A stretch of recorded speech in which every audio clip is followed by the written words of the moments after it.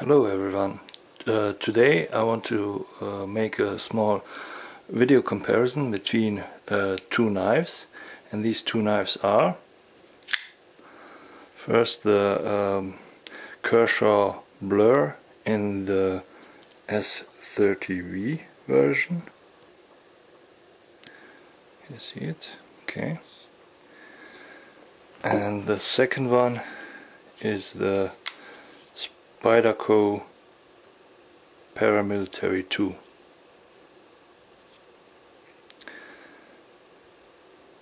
So what do these two blades have in common? There are some similarities and some differences. First I want to talk about the similarities. Okay. Both of these knives use S30V steel for the blades, which is an excellent steel. Both of my versions come with black handles, but this is just coincidence. There are other color variations available, but okay.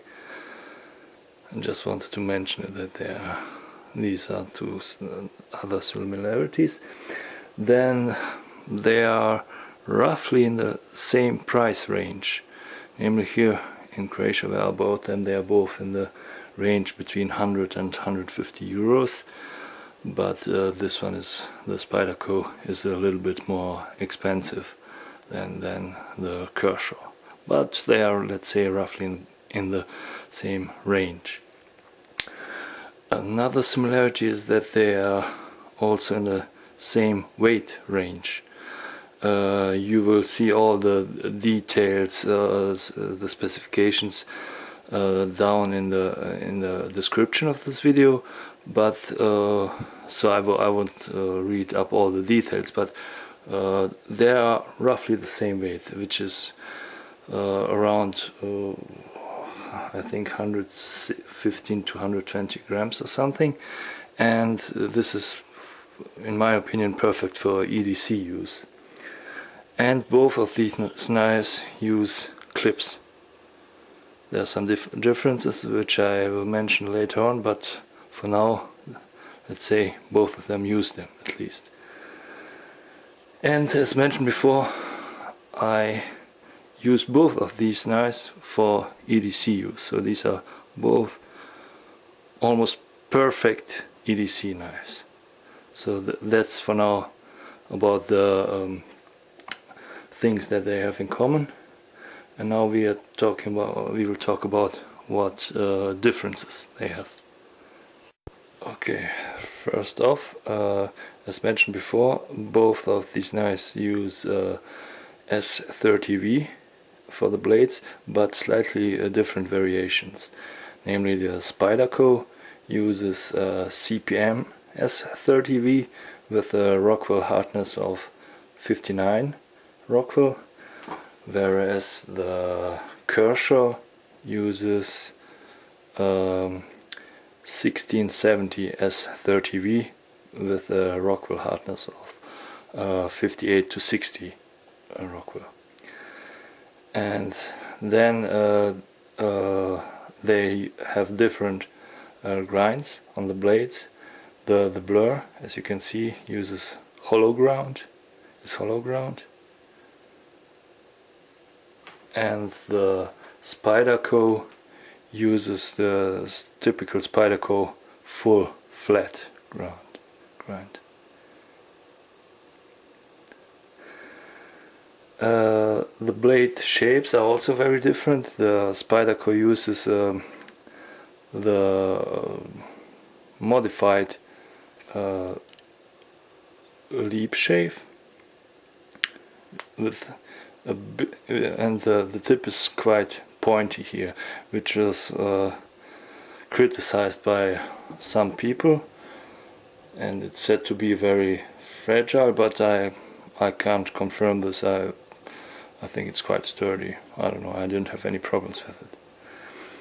And the Kershaw uses a drop point blade, drop point, okay, and it has a recurve. As you can see here, has a quite pronounced belly and the drop point.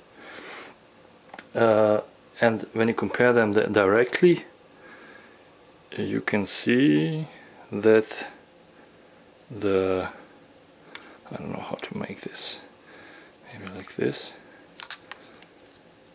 like the actual cutting length of the cutting blade is longer on the blur, because it goes all the way down to here, while here you have this jimping, which takes away a bit from the cutting edge. And the details about the specifications you can read, as I said before, you can read them up, but the blade thickness, when you compare it on paper, it's a bit different when you compare them here directly. Here on the left is the Spyderco, right is the Kershaw. You can see that the Spyderco is thick on the bottom and gets continuously thinner up to very pointy tip, while the Kershaw is quite evenly thick, almost all the way up to the point. So that's quite a difference right there too. Then next, the handles. I think the Kershaw uses quite some unique, let me refocus, stupid camera. It's black, but so you can see it so well, but it uses anodized aluminum with so-called, let me look it up, Trac-Tec inserts. This is some kind of rubber material. I think it's similar to the tartan that is used in track and field tracks. It's some kind of very grippy rubber. Sorry about that.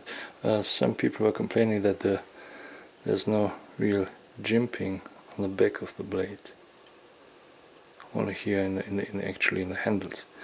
But I think you don't really need it, because the grip is so tight. You just put some pressure on here and then you have a very firm grip. So on the other side you have the standard G10 handles on the Spyderco, very light, which makes the Spyderco actually a little bit lighter than the Kershaw. It's nice, but G10 is G10, you know. And also when comparing these grips, this one here is a bit different, because I have large hands, as you can see maybe, and I can take it in a full 4-finger grip in this position and put my thumb on the jimping here, perfect holding position. And additionally, I can choke up like this, put my index finger here and my thumb here. So for really precise works, this is really great, and that's why the Spyderco has such large handles. But overall, compare the size, maybe the blade itself, when you lock it up. Let's see. And then I will also lock up this one here. So now when you compare them, you can see that the Kershaw is quite a bit narrower. So put them in front, and it's exactly by this part of the thumb hole of the Spyderco makes the Spyderco a bit wider, and the Spyderco is also quite a bit longer. But weight wise they are roughly the same. That's because this one uses G10 handles. And now to the locking mechanism. The Kershaw uses a standard liner lock, and there were some discussions about it, that it was not the best, but I think it's just a standard liner lock, a little bit thin but no problem. Some people mentioned that they had problems when hitting with the back of the blade on something, that the locking mechanism would collapse, but I don't know. Especially for EDC use, I don't see why would you hit something with the back of your knife. So I don't think that's really a problem. Even though I tried it, hitting really hard on something with the back, and mine worked. Maybe they improved the mechanism. On the other hand, Spyderco uses a compression lock, which is placed on the back. Focus, here you can see it. And it works quite well. I haven't used any blade with a compression lock like this before. It took some time to get used to, but once you get used to it, it's easy to use. So it works. I don't know. Don't want to play around too much, not to cut myself, but even, let's say, if by any chance you somehow press the compression lock and the blade collapses, it won't cut you directly in the normal holding position, because this part here will protect it from cutting you directly. But normally it shouldn't happen, because I don't know, if you hold it like this, see? Oh yeah, maybe before the closing mechanism I should have mentioned the opening mechanism.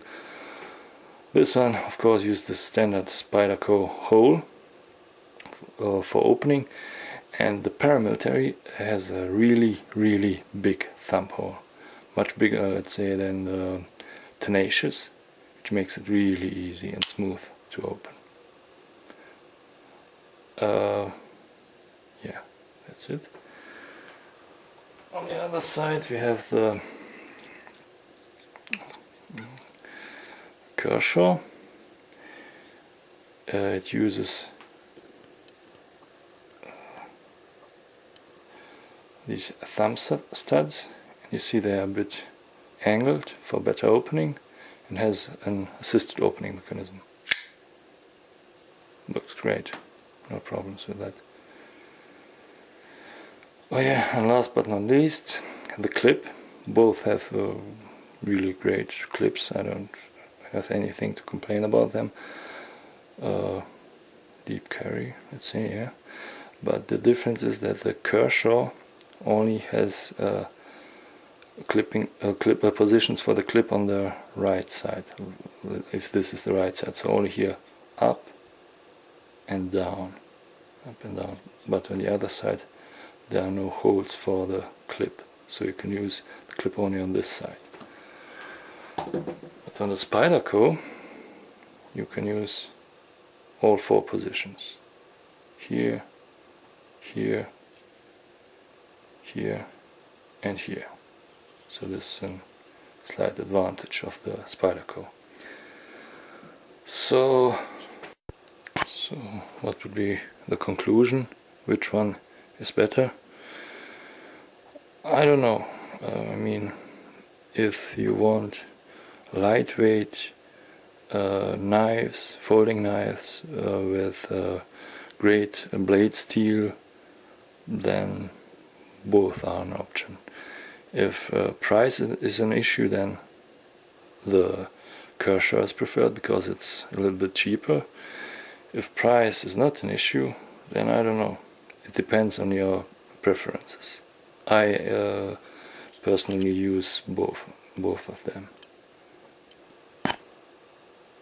and in my rotation. So sometimes I use the Spyderco, sometimes I use the Kershaw Blur. And as you saw in the video, they have both their distinct advantages and disadvantages. Thanks for watching.